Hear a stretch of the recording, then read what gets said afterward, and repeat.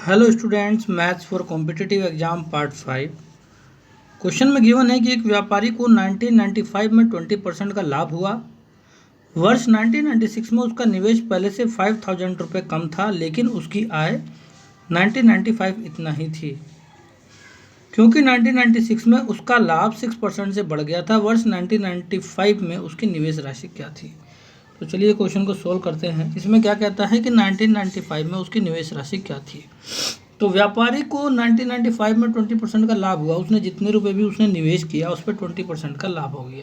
तो हमको तो पता नहीं कि व्यापारी ने कितने रुपए का निवेश किया, तो हम मान लेते हैं कि व्यापारी ने x रुपये का निवेश किया। फिर कहता है कि 20% का उसको लाभ हुआ। तो अगर x का 20% का लाभ अगर आप फाइंड आउट करोगे तो आपका हो जाएगा बेटे 6x/5। तो 120/100 जो है वो 6/5 हो जाएगा। फिर कहता है वर्ष 1996 में उसका निवेश पहले से 5000 रुपये कम था। तो जो 1996 जब ईयर जो नेक्स्ट ईयर जब आया तो जो उसका निवेश है वो पहले से 5000 रुपये कम था। तो पहले वो x रुपये निवेश करता था, अब कितने रुपये निवेश करेगा? x माइनस 5000 रुपये। ठीक है, ये आपका x माइनस 5000 रुपये जो है उसने 1996 में निवेश किया। फिर क्या कहता है कि 5000 रुपये कम निवेश किया, लेकिन उसकी आय 1995 इतनी ही थी। जो उसकी आय जो है पहले 1995 में व्यापारी ने x रुपये निवेश किए और उसको आय कितनी मिली बेटे? 6x/5, 20% का लाभ होने के बाद। तो कह रहे आय तो जो है उतनी ही मिली। भाई पैसे कम निवेश किए हैं और आय इसके बराबर मिल गई, 6x/5 के बराबर। ऐसे कैसे हो गया? तो एक काम करते हैं, आगे पढ़ते हैं पहले। फिर कहता है कि 1995 के बराबर ही आय थी, क्योंकि 1996 में उसका लाभ 6% से बढ़ गया। तो 1996 में क्या हुआ है कि ये जो पैसे उसने निवेश किया ना, इस पे 6% का लाभ बढ़ गया। तो मतलब पहले तो 20% का लाभ मिलता था निवेश पे 1995 में, अब 6% बढ़ गया है। तो अब वो हो चुका है बेटे 126/100। ये अब लाभ हो चुका है। अब ये जो लाभ बढ़ गया तो वो आय किसके बराबर हो गई है? 1995 के बराबर। तो 1995 में आय कितनी थी बेटे? 6x/5। ये तो निवेश था और ये आपकी आय थी। ठीक है, तो आय के बराबर मैंने पुट कर दिया वैल्यू। अब यहाँ से हम x की वैल्यू अगर फाइंड आउट कर दें तो हमको जो है वो पूछ रहा है ना कि 1995 में उसकी निवेश राशि क्या थी। तो निवेश राशि निकल जाएगी, x की वैल्यू फाइंड आउट हो जाएगी। तो देखो यहाँ से अगर मैं सॉल्व करूँ बेटे, देखो तो आपको पता होगा कि 126/100 है, तो 2 जीरो की वजह से आपका 2 डिजिट पहले पॉइंट आ जाएगा। तो यहाँ पे जो वैल्यू आएगी वो क्या आ जाएगी? ये आ जाएगी बेटे 1.26x। ठीक है, इसके बाद 126/100 की जब मैं 5000 से जब मल्टीप्लाई करूँगा तो आपका 0 से 2 जीरो से 2 जीरो कट जाएगा, आपका बचेगा 50। 50 के 126 से मल्टीप्लाई कर देते हैं तो 50 का 0 एज इट इज़ रहेगा। ठीक है, मल्टीप्लाई का साइन लगा लेते हैं। फिर इसके बाद आपका 5 6 जा 30 का 0 कैरी 3। फिर क्या हो जाएगा बेटे? 5 2 जा 10 और 3 13 का 3 कैरी 1, 5 1 जा 5 और 1 6। तो 6300 6300 आपका जो है इसकी वैल्यू यहाँ से आ गई है। ठीक है, तो आपका 100 से डिवाइड करने से आपकी जो वैल्यू आई है वो कितनी आई है? 6300। तो अब एक बात बताओ, इक्वल टू आपका जो है इसको मैं काटूं तो क्या हो जाएगा एक्स के फॉर्म में? तो 5 1 जा 5, 2 बचेगा, पॉइंट लगाएंगे 0 हो जाएगा, 1 बचेगा, पॉइंट लगाएंगे 0 लगेगा, 5 2 जा 10, 1.2x आ जाएगा यहाँ से। अगर मैं x की वैल्यू लेफ्ट साइड ले लूँ और तो क्या हो जाएगा? माइनस में हो जाएगा, तो 1.26 में से 1.2 माइनस हो जाएगा, तो आपकी वैल्यू आ जाएगी 0.06x इक्वल टू आपका रहेगा 6300। ठीक है, अब एक बात बताओ, अगर मैं ये पॉइंट हटा दूं तो या तो डायरेक्ट 0 बढ़ा दो सामने, या तो एक काम करो आप अपॉन में 100 ले लो। ठीक है ना, 2 जीरो नीचे बढ़ा दो तो x की वैल्यू क्या हो जाएगी?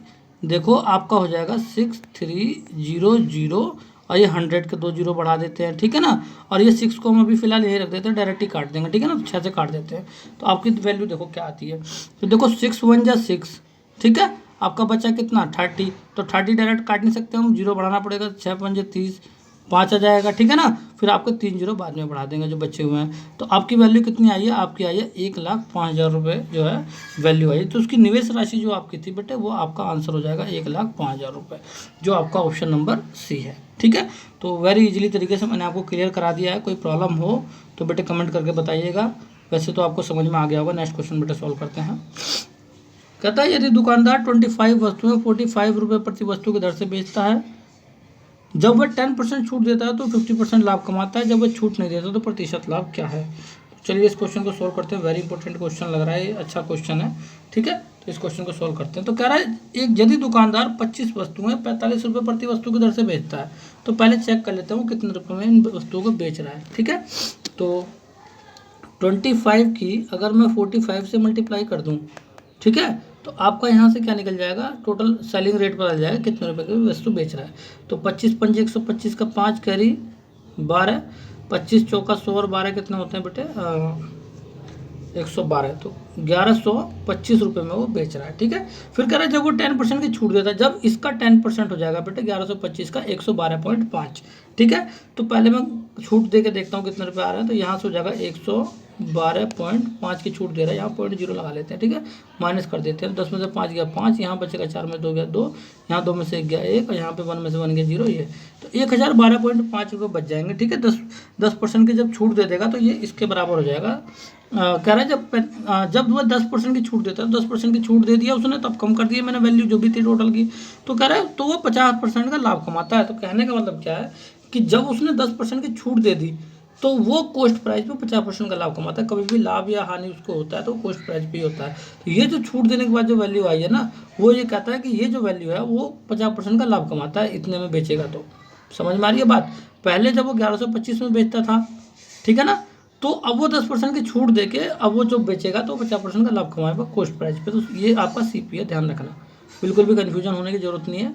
इसका 50% का लाभ 150/100 हो जाएगा, 3/2 डायरेक्ट लिख देते हैं, 3 से काट देते हैं, 3 तिहाई 9 आपका बचेगा 1, फिर 3 तिहाई 9, फिर 2 बचेगा, 3 7 21, 1 बचेगा, पॉइंट लगा के 3 पंजे 15, ये बेटा 7 है, ध्यान रखना, ठीक है। तो आपका कितना आ गया 337.5, ठीक है। इसकी 2 से गुणा कर देंगे, आपकी जो है ना डायरेक्ट वो वैल्यू आ जाएगी, कॉस्ट प्राइस की वैल्यू आ जाएगी, ठीक है। तो अब इसकी 2 से गुणा करते हैं, बताओ क्या आएगा। तो 5 दूनी 10 का 0 हो जाएगा आपका, पॉइंट लगा देंगे यहाँ पे, 7 दूनी 14 15 का 5 कैरी 1, 3 दूनी 6 और 1 7, और फिर 3 दूनी 6, तो 675 रुपये उसका सीपी निकल गया। तो अब वो कह रहा है यदि वह छूट नहीं देता, भाई छूट देगा तो उसने 1012 रुपये 1012.5 रुपये में बेचा था, अगर वो छूट नहीं देगा तो वो 1125 रुपये में ही बेचेगा। समझ में आ रही है बात। तो एक बात बताओ, 1125 में बेच रहा है वो, कॉस्ट प्राइस उसका 675 है। तो पहली बात तो ये देखो कि वो लाभ कितने का ले रहा, तभी तो प्रतिशत लाभ निकाल लेंगे।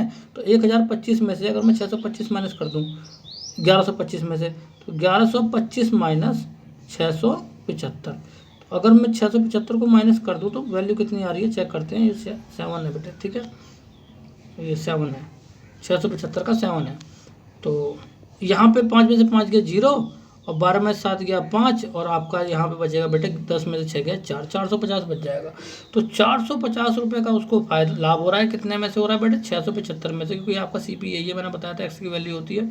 तो 675 गुणा 100, ठीक है। तो यहाँ देखो 25 चौका 100, 25 दूनी 50, 25 सत्ते 175, ठीक है, 9 तिया 27, 9 पंजे 45, 50 हो जाएगा। 50 चौका कितना होता है बेटे 200/3, तो 200/3 का देखो 3 6 18, 3 6 18, 66 पॉइंट, फिर 6 ही आ जाएगा। तो 66.66 को बेटा हम बोलते हैं 66 होल 2/3, ठीक है। तो आपका ऑप्शन नंबर सी आंसर हो जाएगा, ठीक है। तो इस तरीके से हमको क्वेश्चंस को सॉल्व करना है। नेक्स्ट क्वेश्चन देखते हैं।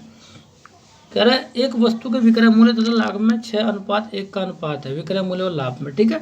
तो एक बात बताओ, अगर उसका विक्रय मूल्य 6 का है और 1 रुपये का उसको लाभ हो रहा है, ठीक है ना, 6 रुपये का विक्रय मूल्य, 6 रुपये में बेचता है, 1 रुपये का लाभ हो रहा है, तो इसका मतलब अगर मैं 6 रुपये में से अगर 1 रुपये लाभ को माइनस कर दूँ तो वो तुम्हारा कॉस्ट प्राइस नहीं निकल जाएगा, तो तुम्हारा सीपी तो यही निकल गया, ठीक है ना, उस वस्तु का क्रय मूल्य। तो एक बात बताओ, करा यदि उसका क्रय मूल्य 450 हो, तो देखो ये 5 के बराबर क्या हो जाएगा 450 हो जाएगा ना भाई, क्रय मूल्य के बराबर क्रय मूल्य है ना। तो विक्रय मूल्य अगर 1 की वैल्यू निकालूं तो 5 से डिवाइड कर दूं इसको, तो 5 9 45 90, तो 1 के बराबर 90 है। तो यहाँ से 1 का रेशो क्या था लाभ का, तो 90 रुपये तो लाभ के हो गए, ठीक है।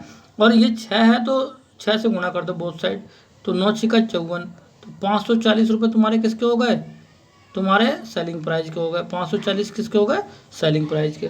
तो कह रहा है कि अगर यदि क्रय मूल्य 450 रुपये हो तो इस तरह की 12 वस्तुओं पर कुल अर्जित लाभ क्या है।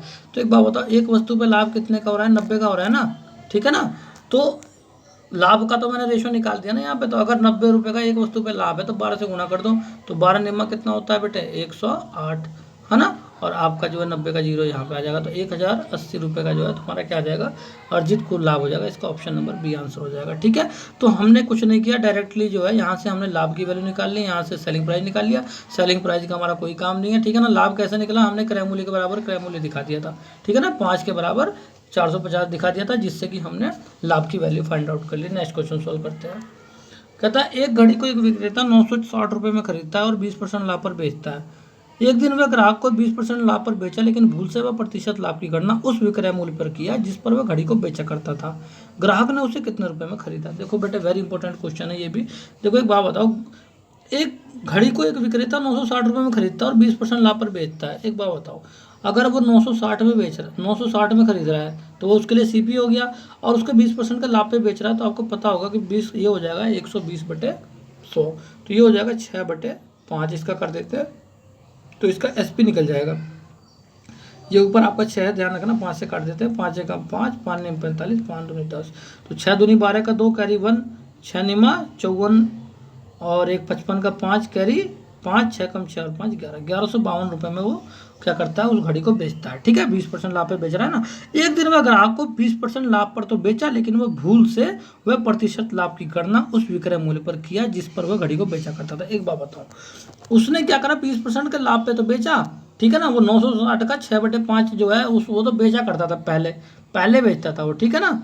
तो अब वो क्या करता है कि वो 20% के लाभ पर तो उस घड़ी को बेचता है, ठीक है ना, लेकिन भूल से उसने प्रतिशत जो लाभ है उसकी गणना उस विक्रय मूल्य पर किया जिस पर वो घड़ी को बेचा करता था। कहने का मतलब देखो क्या हुआ कि वो 960 का 20% नहीं उसने किया, वो जैसे कि देखो घड़ी का जो जो क्रय मूल्य है वो 960 रुपये है, ठीक है। और जब वो बेचता था तो इसका 20% लेके बेचता था, ठीक है ना, तो और फिर इसमें ऐड कर देता था। अब उसने क्या गलती कर दी कि 1152 रुपये की जो घड़ी बिकती है ना 20% के लाभ पे, इसका 20% लेके इसमें ऐड कर दिया पहले वाले में। कहने का मतलब ये है, पहले क्या करता था वो इसी का 20% इसी में ऐड करता था 960 वाले का, अब क्या कर रहा है वो इसका 20% लेके और 960 में उसने ऐड कर दिया। तो इससे पता चल जाएगा कि कह रहा है कि ग्राहक ने उस घड़ी को कितने रुपए में खरीदा। तो एक बात बताओ, अगर मैं इसका 20% देखूँ तो 115.2 हो जाएगा 10%, तो 115.2 का हो जाएगा 230.4, 20%। बेटे डायरेक्टली सोल्व करो, एडवांस बनना पड़ेगा, ठीक है ना। तो ये हो जाएगा बेटे 115.2, इसका 10% हो जाएगा, 2 से गुणा कर दो तो 20% आ जाएगा, तो ये हो जाएगा 230.4, ठीक है। अगर मैं यहाँ पे 0.0 लगा दूँ तो यहाँ से आपको क्या हो जाएगा, इसमें हमको क्या कहता है कि 20% का लाभ लेके बेच रहा है ना, तो इसका 20% का लाभ ले लिया, है ना, तो 230.4 जो है उसने इसमें जोड़ दिया, किसमें 960 में। तो एक बार बताओ 960 में अगर मैं 230.4 जोड़ दूँ, ठीक है ना, तो वैल्यू क्या आ जाएगी, 0 ऐसी रहेगा, 0 का 0 हो जाएगा, 4 ऐसी रहेगा, 9 6 3 9 और 9 2 11, तो 1190 रुपये 40 पैसे में उसने क्या कर दिया, उस ग्राहक ने उसको खरीदा है, ठीक है ना। मतलब उसने जो है ना ज़्यादा पैसे में बेच दिया, पहले बेचता था वो 1152 में, अब बेचता है 1190.4 में। तो इसका ऑप्शन नंबर बी आंसर हो जाएगा। बेटे मेरा पढ़ाया हुआ अगर आपको अच्छा लगता हो तो बेटे जरूर जो है हमारे चैनल को सब्सक्राइब कीजिए, लाइक कीजिए और कमेंट कीजिए, ठीक है। तो इस तरीके से मैंने बिल्कुल ईजिली तरीके से इस क्वेश्चन को क्लियर करा दिया। नेक्स्ट क्वेश्चन को सोल्व करते हैं। कहता है एक निश्चित मूल्य के 3/4 मूल्य पर खरीद कर उस मूल्य से 40% अधिक मूल्य अंकित करके उस पर 20% छूट देकर बेचा जाए तो विक्रेता को कितने प्रतिशत लाभ होगा। कई बार क्या होता है कि पढ़ाने की वजह से, जल्दी पढ़ाने की वजह से, जिससे आप लोगों का टाइम कंज्यूमिंग ना हो, वो कई बार कैलकुलेशन में गलती हो जाती है, थोड़ी बहुत जो है आगे पीछे हो जाता है, तो इसके वजह से क्या होता है, टाइम फिर भी घूम फिर के वहीं आ जाता है। लेकिन मैं चाहता हूँ कि मैं स्पीड बना के रखूँ जिससे कि आप लोगों को जल्दी से जल्दी जो है हर क्वेश्चन का सोल्यूशन मिलता रहे। चलिए देखते हैं। तो क्या कहते हैं, एक निश्चित के मूल्य के 3/4 मूल्य पर खरीद लिया उसने, ठीक है ना। तो एक बात बताओ, अगर मैं 100 का 3/4 कर दूँ कोई प्रॉब्लम नहीं है, ठीक है। मान लेते हैं कि 100 रुपये की वस्तु है, उसकी 3/4 में वो खरीद रहा है, ठीक है ना। तो अगर उसका 3/4 में निकालूं 3/4, तो 4 25 टाइम में हो जाएगा, 25 या 75, तो 100 रुपये की वस्तु को 75 रुपये में खरीद रहा है, ठीक है ना। फिर उस मूल्य से 40% अधिक अंकित करके देखो उस मूल्य से, कौन से मूल्य से, 100 रुपये से, ध्यान रखना, खरीद तो वो कम में रहा है लेकिन वो 100 रुपये से 40% अधिक अंकित कर रहा है। तो अगर वो 40% अधिक अंकित कर रहा है तो वो 140 रुपये का उसने अंकित कर दिया। फिर कहता है उस पर 20% छूट देकर बेचा जाए। अब इसका 20% अगर छूट देगा 140 का, तो 10% तो 14 होता है, और 14 टू 28 होता है। तो 20% अगर मैं इसका माइनस कर दूं तो 10 में से 8 गया 2, यहाँ पे 3 में से 2 गया 1, और यहाँ पे आपका आ जाएगा 112 रुपये। तो कह रहा है 20% छूट देकर बेचा जाए तो विक्रेता को कितना प्रतिशत लाभ होगा। एक बात बताओ, वो खरीदता कितने में है, 3/4 मूल्य देके, ठीक है ना, 75 रुपये में, और बेचता कितने में, 112 रुपये में। तो ये देखो कि वो कितने प्रतिशत का विक्रेता को लाभ हो रहा है। तो 112 में से 75 को पहले माइनस कर देते हैं, ठीक है ना। तो 112 में से अगर मैं 75 को माइनस करूँ तो बेटा 7 बचेगा, यहाँ पे 12 में से 5 गया, यहाँ 10 में से 7 गया, 3 बचेगा। 37 का फायदा हो रहा है, 37 रुपये का, ठीक है। कितने में से, 75 में से गुणा 100, यहाँ से आपका प्रतिशत लाभ निकल जाएगा, ठीक है ना। एक बात बताओ, 25 या 75, 25 चौका 100, ठीक है। अब करते हैं, तो आपकी जो वैल्यू आ रही है, मैं इसको और कर लेता हूँ आगे, 7 चौक 28 का 8 आ जाएगा, ठीक है। और 4 3 12 2 14 हो जाएगा, 148/3 है। तो 3 चौका 12, 2 बचेगा, 3 निम्मा 27, 1 बचेगा, 1/3। तो 49 1/3 आपका आंसर हो जाएगा। इसका ऑप्शन नंबर हो जाएगा बेटे ऑप्शन नंबर सी, ठीक है। 3 चौका 12 और 2 बचेगा, 3 8 24, 3 निम्मा 27, ठीक है ना बेटा। इसका ऑप्शन नंबर सी आंसर हो जाएगा। नेक्स्ट क्वेश्चन को सॉल्व करते हैं।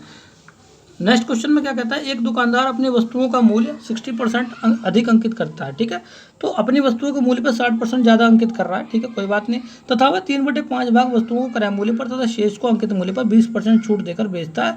तो उसका प्रतिशत लाभ क्या है। चलो एक काम करते हैं, इसको सिंपल तरीके से सॉल्व करेंगे, ठीक है ना। मान लो कि 100 रुपये की वस्तु है, ठीक है, 60% अधिक अंकित कर रहा है, तो 160 रुपये का अंकित मूल्य हो गया उसका, 160 है, ठीक है।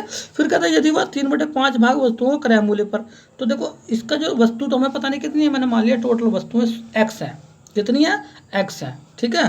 तो अगर x वस्तुएं हैं तो जो उसमें से 3/5 भाग जो वस्तुएं हैं वो 100 रुपये की हैं, और बाकी 2/5 भाग जो बची हुई वस्तुएं हैं, ठीक है, शेष जो वस्तुएं हैं वो क्या कहते हैं, वो आप उनकी जो मूल्य है वो अंकित मूल्य पे वो बिकती है, ठीक है। तो एक बात बताओ, अगर 100 रुपये की वस्तुओं को अगर मैं 3/5 भाग कर दूँ, 3/5 ऑफ x का, ठीक है, x वस्तुओं को 3/5 भाग वस्तुओं को क्रय मूल्य पर बेचता है। फिर क्या कहता है, अब जो बची हुई वस्तुएं हैं, बची हुई वस्तुएं कौन सी होंगी, 2/5, भाई पूरे x का 3/5 और 2/5 में अगर दोनों को जोड़ दूं, 3/5 और 2/5 तो x हो जाता है, ठीक है ना। तो इतना आपको क्लियर रहना चाहिए कि बेटे जब x का 3/5 हिस्सा जब पहले आ चुका है तो बचा हुआ शेष जो है x में से 3/5 घटाओगे तो 2/5 ही बचेगा, ठीक है ना। फिर वो क्या कहता है कि वो 3/5 भाग वस्तुओं का क्रय मूल्य पर तथा शेष को अंकित मूल्य पर 20% छूट पर बेचता है। तो जो बचा हुआ जो भाग है वो 2/5 का जो बचा हुआ है टोटल x का, x क्या है, ये बेटे आपकी टोटल वस्तुएं हैं, ठीक है ना। वस्तुएं के जो 2/5 भाग है उनको क्रय अंकित मूल्य पर 20% छूट पर बेचता है। तो अंकित मूल्य क्या है आपका 160, और इसका 20% छूट क्या हो जाएगा 4/5, भाई 80/100 हो जाएगा ना। तो यहाँ से आपको जो ना टोटल जो है वो पता चल जाएगा कि वो कह रहा है उसका प्रतिशत लाभ क्या है। तो मान लो कि 100 रुपये की वो क्या कहता था, वो x वस्तुएं थी, ठीक है। अभी मैं आपको बताता हूँ, देखो पहले ये 100 था ना, हमने 100 रुपये इसका क्रय मूल्य माना था, फिर 60 रुपये जो ज़्यादा करके हमने इसको अंकित मूल्य बनाया था, ठीक है ना। तो एक बात बताओ यहाँ से वैल्यू आ क्या रही है। तो यहाँ से देखो आपको 5 से अगर मैं काटूँ, 5 दूनी 10, 0 हो जाएगा, तो 20 या 60x तो ये हो गया, ठीक है। अब प्लस, और आपकी इसको देखते हैं, तो यहाँ पर देखो बेटे आपकी वैल्यू जो है 5 से काटते हैं, 5 3 15, 5 दूनी 10, ठीक है। अब देखो यहाँ पर क्या हो रहा है, अब आपका हो जाएगा 32 दूनी 64, और 64 चौका 64 गुणा 4, 4 चौक 16, कैरी 1, 6 चौक 24 और 25, 256 आ रहा है, ठीक है। 256 को 256 अब बटे 5x, ठीक है। 5 से करो, 5 पंजे 25, 5 से कम 5, 5 दूनी 10, ठीक है, 51.2। तो आपका 60 और 51 कितना होता है 111.2, ठीक है ना, x आ गया। तो अब वो क्या कहता है कि उसका प्रतिशत लाभ क्या है। देखो पहले एक बात बता, पहले वो मान लो कि x वस्तुएं थी, पहले वो 100 रुपये की बेचता था, फिर वही x वस्तु अब कितने की बेचता है 160 रुपये की। तो प्रतिशत लाभ तो हम हमेशा सीपी पे लेते हैं ना। तो मैंने आपको पहले भी बता रखा है, गलती से भी गलती मत करना। ये तुम्हारा सीपी है, कॉस्ट प्राइस 100 रुपये की वस्तु थी ना, बाद में वो 60 रुपये का फायदा लेके बेचता था अंकित मूल्य बना के। तो एक बात बताओ, सीपी पे उसको कितने का फायदा हो रहा है 100x का 111.2x हो गया। तो 100 पे जितने का भी फायदा होता है वही उसका परसेंट होता है। तो 11.2 का परसेंट आपको ज़्यादा नजर आ रहा होगा, है ना। तो आपको 11.2 इसका आंसर हो जाएगा, ऑप्शन नंबर डी। ठीक है, नेक्स्ट क्वेश्चन को सोल्व करते हैं। नेक्स्ट क्वेश्चन में कहता है यदि 3 खिलौने उसी प्रकार के 4 खिलौने के लागत मूल्य पर बेचे जाए तो लाभ बताइए। भाई इसके 2-3 तरीके हैं सॉल्व करने के, आपके ऊपर डिपेंड करता है, जो समझ में आ जाए उसी तरीके से कर लेना। ठीक है, कह रहा है यदि 3 खिलौने उसी प्रकार के, देखो या तो 4 खिलौने के लागत मूल्य पर बेचे जाए, एक बात बताओ, 4 खिलौने के लागत मूल्य पर बेचे जाए। अगर देखो मैं एक तो मैं पहले सिंपल बता दूं, बाद में दूसरा तरीका बताता रहूँगा। देखो क्या कह रहा है, 3 खिलौने उसी प्रकार के 4 खिलौने के लागत मूल्य पर बेचे जाए। कहने का मतलब ये है, अगर मान लो एक खिलौना 1 रुपये का होगा, ठीक है, अगर एक खिलौना 1 रुपये का होगा तो 3 खिलौने कितने के होंगे, 3 रुपये के। कितने के, 3 रुपये के। तो अब वो कह रहा है 3 खिलौने उसी प्रकार के 4 खिलौने के लागत मूल्य पर बेचे जाए। कहने का मतलब ये हुआ कि 3 रुपये का खिलौना, ठीक है, 4 रुपये में बेच रहा है। समझ में आ रही है बात। भाई एक बात बताओ, 3 खिलौने 4 के लागत मूल्य पर बेचे जाएं, कहने का मतलब क्या हुआ, 4 रुपये में, ठीक है, 4 खिलौने होते हैं, बट वो बेच कितना रहा है, 3, तो 1 रुपये का फायदा हो रहा है ना। तो कहने का मतलब ये हुआ कि 4 रुपये में 3 खिलौने बेच रहा है वो। बात समझ में आ रही है भाई, 4 रुपये में 3 खिलौने बेच रहा है। तो अगर वो फायदा कितने का ले रहा है, 1 का। किसमें,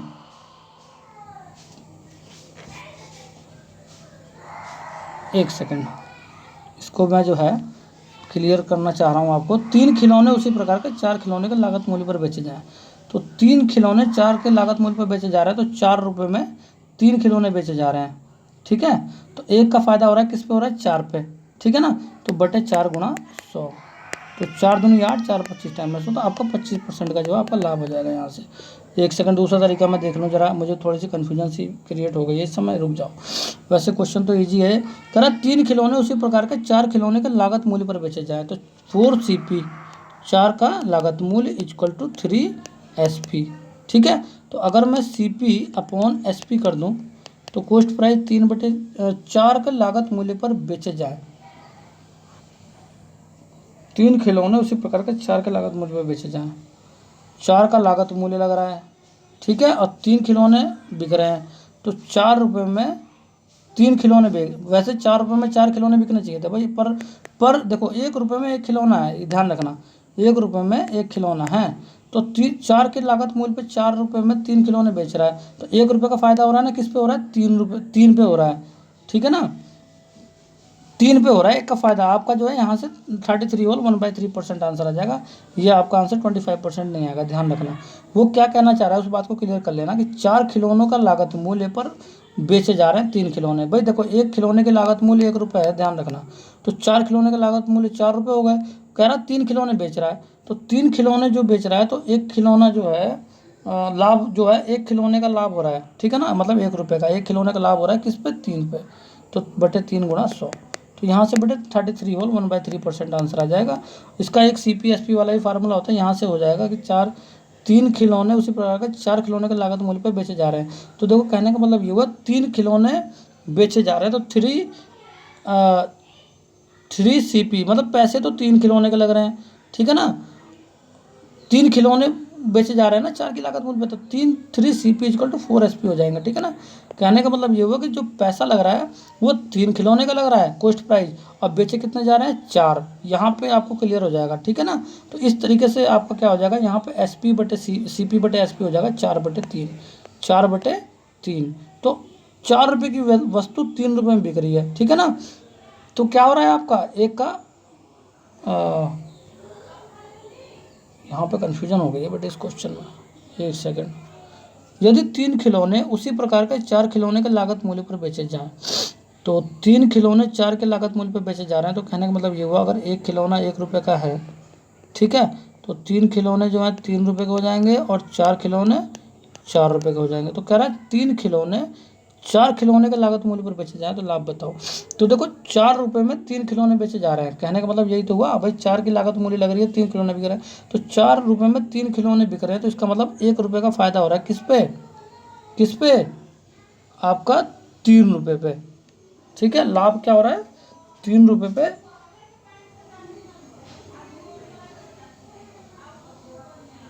तो 3 पे फ़ायदा हो रहा है तो बटे 3 गुणा 100। बिल्कुल क्लियर हो चुका है एकदम, कोई प्रॉब्लम नहीं है, एकदम बढ़िया तरीके से क्लियर हो गया क्वेश्चन हमारे। कह रहा है 3 खिलौने उसी प्रकार के 4 के लागत मूल्य पे बेचे जा रहे हैं। कहने का मतलब ये हुआ कि जो 4 खिलौने का जो मूल्य है ना लागत, वो 4 खिलौने का लागत मूल्य जो है 4 रुपये का है, ठीक है। और 3 खिलौने बिक रहे हैं, तो 3 खिलौने कितने में बिकेंगे, 3 रुपये में बिकेंगे ना। तो 3 रुपये में 3 खिलौने बिक रहे हैं और 4 की लागत मूल्य वाले खिलौने हैं। कहने का मतलब ये है कि 3 खिलौने 4 की लागत मूल्य पे बिक रहे हैं, तो 1 रुपये का तो फायदा हो रहा है ना भाई। 3 खिलौने बिक रहे हैं, 1 रुपये का फायदा हो रहा है ना 4 रुपये में। 3 खिलौने 3 रुपये के हैं, 4 रुपये के 4 खिलौने की लागत मूल्य है, तो 1 रुपये का फायदा हो रहा है हमको, ठीक है ना, 3 खिलौने बेचने पे। तो 1 रुपये का तो यहाँ से फायदा हो रहा है, और किस पे हो रहा है बेटा, 3 खिलौने बिक रहे हैं ना 3 रुपये के, उस पे गुणा 100। तो यहाँ से बेटे 33 होल 1/3% आ जाएगा। दूसरा दिमाग लगाने की जरूरत नहीं है, वेरी इजीली तरीके से मैंने आपको क्लियर कर दिया। नेक्स्ट क्वेश्चन सोल्व करते हैं। कह रहा है एक साइकिल 20% के लाभ पर बी को बेचता है, अब बी उसे 25% के लाभ पर सी को बेच देता है। सी 225 रुपये का भुगतान करता है, तो ए ने उस साइकिल को कितने रुपये में खरीदा है, एक बार बताओ। ए ने मैंने मान लिया कि उस साइकिल को 100 रुपये में खरीदा, ठीक है। फिर क्या कहता है कि बी को 20% के लाभ पे बेचता है, तो बी को कितने में बेच दिया, 120 रुपये में। फिर बी ने उसे 25% के लाभ पे बेच दिया। तो अगर मैं इसका 5/4 कर दूं 25% बढ़ा के, तो 4 तिहाई 12, 3 पंजे 15, 150 रुपये का उसने जो है सी को बेच दिया। अब सी ने जो है 225 रुपये का भुगतान किया उस साइकिल के लिए, तो सी का 150 रुपये किसके बराबर हो जाएगा, 225 रुपये के। तो कह रहा है ए ने उस साइकिल को कितने में खरीदा, ए का 100 है ना, तो हमें यहाँ पे 100 बनाना पड़ेगा, ठीक है ना। तो अब सी का 150 जो है हमको 100 के बराबर बनाना पड़ेगा, जिससे कि ए की वैल्यू आ जाएगी। ए ने उस साइकिल को कितने में खरीदा। अगर मैं यहाँ पे 100 बनाना चाहूँ तो मुझे क्या करना पड़ेगा, 100/150 से बोथ साइड गुणा करनी पड़ेगी, ठीक है, 100/150 से। इससे क्या हो जाएगा, आपको क्लियर हो जाएगा, 150 कट जाएगा, यहाँ पे 100 आ गया ना, ए की बराबर वैल्यू आ गई, तो यहाँ से पैसे निकल जाएंगे, ठीक है ना। ए ने कितने में कर देता, तो 100, 50 दूनी 100, 50 तिया 150, 3 से काट देते, 3 7 21, 3 पंजे 15, 75 दूनी 150, तो 150 रुपये में ही उसने जो है साइकिल खरीदी है, ठीक है। आपका ऑप्शन नंबर डी हो जाएगा आंसर, ठीक है, 8 वाले क्वेश्चन का। नेक्स्ट क्वेश्चन सोल्व करते हैं। एक फुटकर विक्रेता थोक विक्रेता से 40 कलम 36 की निर्धारित कीमत पे खरीदता है। देखो फिर वही क्वेश्चन उसी टाइप का आ गया, ठीक है ना। तो एक बात बताओ, 36 की निर्धारित कीमत पे खरीदता है, यदि वह उन्हें 1% बट्टे पर बेचता हो तो उसका प्रतिशत लाभ क्या है, एक बात बताओ। 40 कलम खरीद रहा है 36 के निर्धारित मूल्य पे, तो 36 रुपये में, कहने का मतलब ये हो गया कि 36 रुपये में 36 कलम खरीद रहा है, ठीक है ना, 36 कलम खरीद रहा है। अब 40 रुपये में कितने कलम खरीदेगा वो, 40, ठीक है। तो अब क्या कहता है कि उसको फ़ायदा कितने का हो रहा है, वो कह रहे यदि उन्हें वह 1% के बट्टे पर बेचता तो प्रतिशत लाभ क्या है, ठीक है। तो अगर 40 रुपये में 40 कलम आते हैं, बट उसने खरीदे कितने, 36 के निर्धारित मूल्य पर खरीदता है, तो उसको 4 रुपये का फ़ायदा हो रहा है, ठीक है। यदि वह 1% के बट्टे पर बेचता है तो उसका प्रतिशत लाभ क्या है, तो अगर मैं इसका 1% के बट्टे पर अगर वो बेचता है 1% की छूट पे, तो 36 रुपये का कलम वो जो है 40 रुपये में बेच रहा है, ठीक है। और 1% के बट्टे पे अगर वो बेचेगा तो देखो इसका 1% का बट्टा कितना निकलेगा, वो 40 का बेच रहा है ना, 40 रुपये में बेच रहा है, तो अगर उसका 1% अगर मैं इसका निकालूँ तो 0.40 आ जाएगा, ठीक है, माइनस का 0.40। तो अगर माइनस का 0.40 अगर मैं 1% के बट्टे को अगर मैं इसका माइनस कर दूँ तो आपका हो जाएगा 39.60, ठीक है। तो वो इतने में अब वो बेचेगा, तो उसका प्रतिशत लाभ क्या है। तो पहले देखो 36 के निर्धारित मूल्य पर 4 रुपये का लाभ होता था, अब कितने का लाभ हो जाएगा उसको, अब उसको लाभ हो जाएगा 3 रुपये 44 पैसे का, ठीक है भाई। 39.60 हो गया ना, तो 39.60 में 36 घटा के देखो आपका 3 रुपये 36 37 39 नहीं, ये 60 ही आएगा, 3 रुपये 60 पैसे का ही उसको क्या हो जाएगा, एक सेकंड, 36 नहीं 3.40 ही आएगा, कई बार कन्फ्यूजन तगड़ी हो जाती है। 3 रुपये जो है 40 पैसे का जो है क्या होगा, उसको लाभ होगा, किस पे होगा बेटे, 36 रुपये पर, ठीक है, गुणा 100। तो यहाँ पे एक बात बताओ आपको, ये फिर 40 क्यों बना दिया मैंने,